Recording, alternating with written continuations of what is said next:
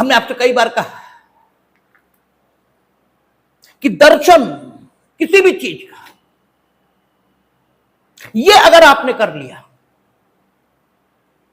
तो फिर आप उसे कभी भूल ही नहीं सकते। चीज का दर्शन ये कर लेना जरूरी है। और दर्शन ये शब्द जैसे ही उपयोग किया जाता है आपके दिमाग में पता नहीं क्या आने लगता है, जबकि उसका बड़ा सीधा अर्थ है देखना।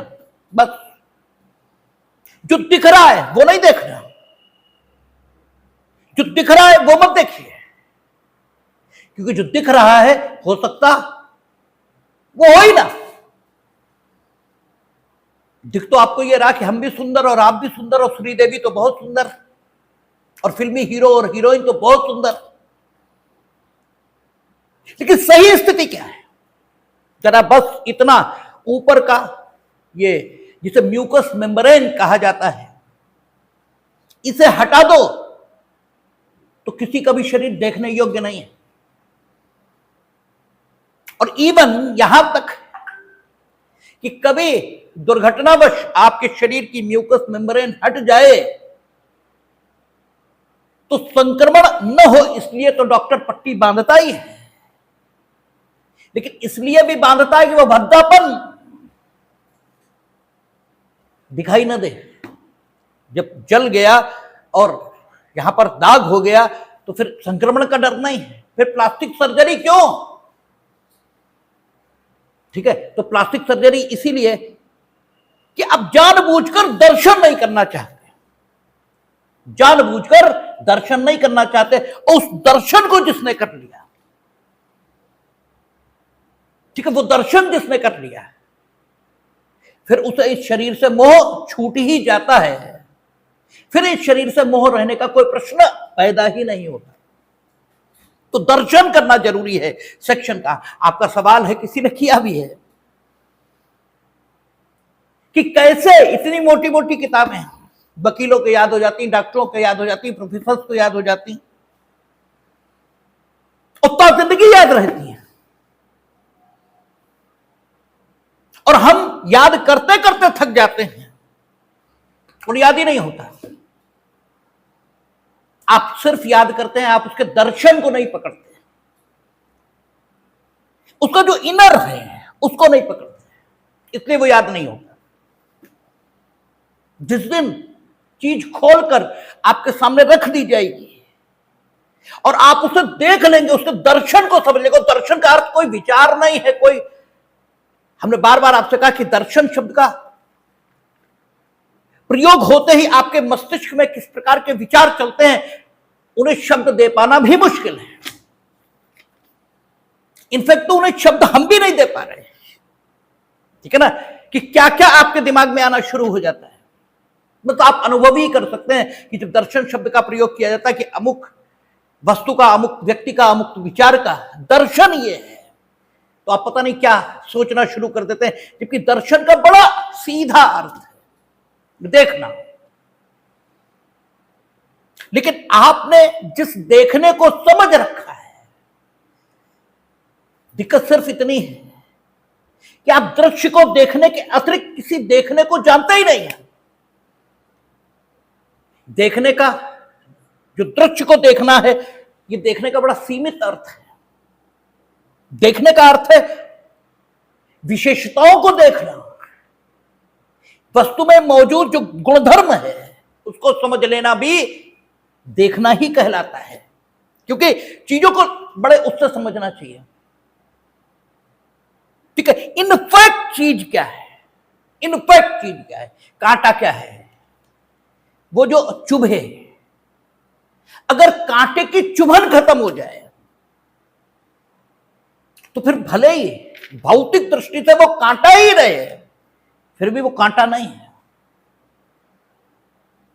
जिनके लिए कहा जाता बड़े सीक्रेट पेन है, बड़े पवित्र दर्द हैं, दर्द तो है वे, ऐसा नहीं है वे दर्द नहीं है, लेकिन वे दर्द जब उठते हैं तो जिसे उठे हैं उसके सहित कोई भी दुख नहीं मनाता।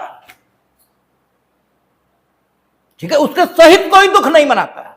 इसका मतलब दर्द का कष्ट पीड़ा में नहीं है, इसका अर्थ तो यही निकला। आप जब दर्शन करेंगे किसी भी चीज का, ठीक से उसको देखेंगे तो बिल्कुल चीजें एकदम क्रिस्टल क्लियर हो जाती हैं। चीज को एकदम देख लेना, और जब चीज को एकदम देख लेते हैं हम, तो चीजें हमेशा के लिए ध्यान हो जाती है।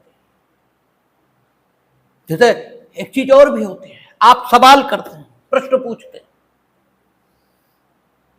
तो हमें समझ में आ जाता है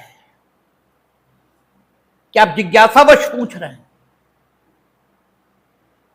यह सिर्फ अपने लिए मेरी भाषा में एक प्रमाण पत्र और हासिल कर लेना चाहते हैं कि हम ठीक सोच रहे हैं। दो तरीके, बल्कि तीन तरीके प्रश्न पूछने के होते हैं। एक, आप मेरा इम्तिहान लेना चाहते हैं। दूसरा, आपको विषय के संबंध में यह लगता है कि हमें सब कुछ मालूम है, और बस आप प्रश्न के माध्यम से मेरी राय आमंत्रित कर रहे हैं कि क्या मेरी राय, आपकी जो जानकारी है, उससे संगत है या उससे विसंगत है। ठीक है, इसलिए आप प्रश्न पूछ रहे हैं। अगर हम कोई उत्तर दें तो आपके पास जो पहले से उपलब्ध जानकारी है वो या तो पुष्ट या खंडित हो जाएगी, और पुष्ट होगी तो आप ये कहना शुरू कर देंगे, ठीक है, वो फलाने बहुत बढ़िया आदमी है।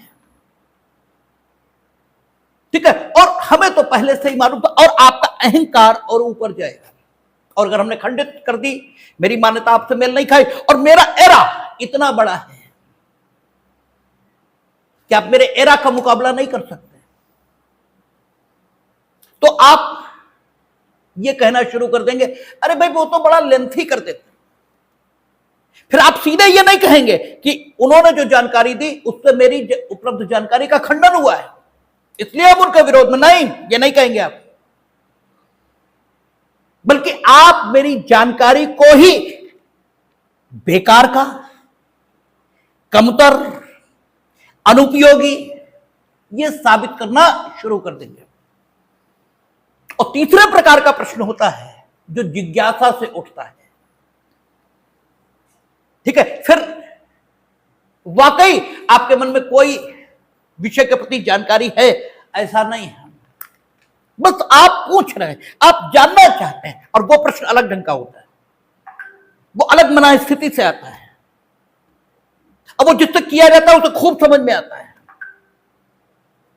इसीलिए किसी प्रश्न के प्रति हम कह देते हैं कि हमें नहीं मालूम, बाहर में जाओ। ठीक है, और किसी प्रश्न के प्रति कह देते हैं कि जो तुम्हें मालूम वही ठीक है। ठीक है, और किसी प्रश्न के आने पर उत्साह के साथ उसका उत्तर देते हैं। ये दर्शन है प्रश्नों का, ये दर्शन है। और ये एक बार कर लिया जाए, एक बार, तो जिंदगी में फिर किसी के प्रश्नों को समझने के लिए कोई अलग से किताब पढ़ने की जरूरत नहीं है। चीजों में असंगति दिखाई देने पर भी चीजों में एक संगति है, बस उस संगति को पकड़ लेना है, और उस संगति को समझ लेना ही चीज का दर्शन है, व्यक्ति का दर्शन है, विचार का दर्शन है। तो इसलिए आप कानून के उपबंधों में भी देखेंगे एक कंसिस्टेंसी, एक संगतता ये दिखाई देती है। बताते हैं, किसी साधु के पास एक आया है और उसने कहा कि क्या ईश्वर नहीं है? उनका बिल्कुल है, ईश्वर के अलावा और है क्या? ईश्वर ईश्वर ही ईश्वर है, समझेगा। दूसरा आया, उसने कहा क्या ईश्वर है? उनका बिल्कुल नहीं, कतई नहीं है। कहां है ईश्वर? ईश्वर कहीं दिखाई भी देता है भी, तो बकवास है। तीसरा आया, उन्होंने पूछा कि भाई हमें तो कुछ भी नहीं मालूम, क्या है या नहीं है?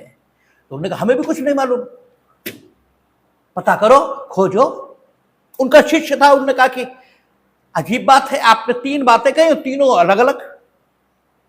तो उन्होंने कहा तुमसे कहीं? तुमसे तो कहीं नहीं, तो तुमने सुनी क्यों? जिसको उत्तर दिया गया है उसके प्रश्न का उत्तर दिया गया है। ठीक है, जिस भावभूमि से प्रश्न आया है उसे उसी प्रकार का उत्तर ये दे दिया गया है। ये जो कहता था कि क्या ईश्वर नहीं है, ये अंदर मानता है, ठीक है, कि ईश्वर है, और ये चाहता है कि ये जिस मान्यता को ईश्वर माने बैठा है हम भी कह दें कि ईश्वर है, और बस ये उसी मान्यता को ईश्वर मान ले। इनफैक्ट ईश्वर क्या है ये खोजे ही नहीं। ठीक है, और ये जो पूछ रहा था कि क्या ईश्वर है, ये अंदर से मानता है कि ईश्वर नहीं है, और ये चाहता है कि हम ये कह दें कि ईश्वर है। ठीक है, तो फिर ये ईश्वर नहीं है, अपनी इस मान्यता को छोड़ने पर विचार करें। लेकिन अगर तब छोड़ भी देगा तो भी कुछ हासिल नहीं होगा, और ये जिज्ञासु है, ये जिज्ञासु है। तो सबके उत्तर अलग है। जिसने प्रश्न किया उसे जो उत्तर दिया गया है वो उत्तर उसके लिए है, आपके लिए नहीं है। ठीक है, आपको अपना उत्तर अलग खोजना होगा।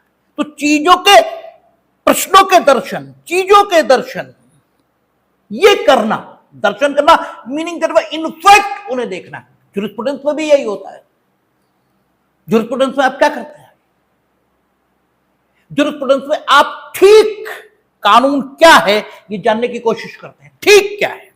अरे लिखा बहुत है, लेकिन उसमें अंतर्निहित क्या है?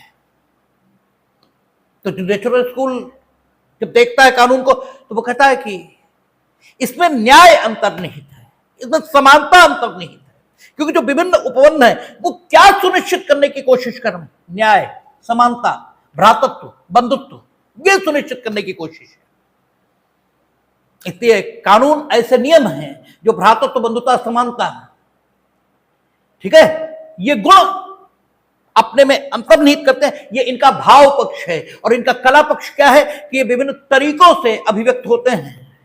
कभी ये स्टैट्यूट बुक में मिलते हैं, कभी ये प्रथा में मिलते हैं, कभी ये रूढ़ में मिलते हैं। ये इनका कला पक्ष है, ऐसे देखता है वो चीजों को। और फिर कुछ भी, कोई कानून हो, उसका भाव पक्ष, कला पक्ष आपको अलग अलग दिखाई देगा। कुछ भी याद करने की जरूरत नहीं, कोई कानून हो ऐसे ही व्याख्या हो जाएगी। ऐसे ही प्रत्येक विधि शास्त्री सिर्फ दर्शन कर रहा है चीजों का।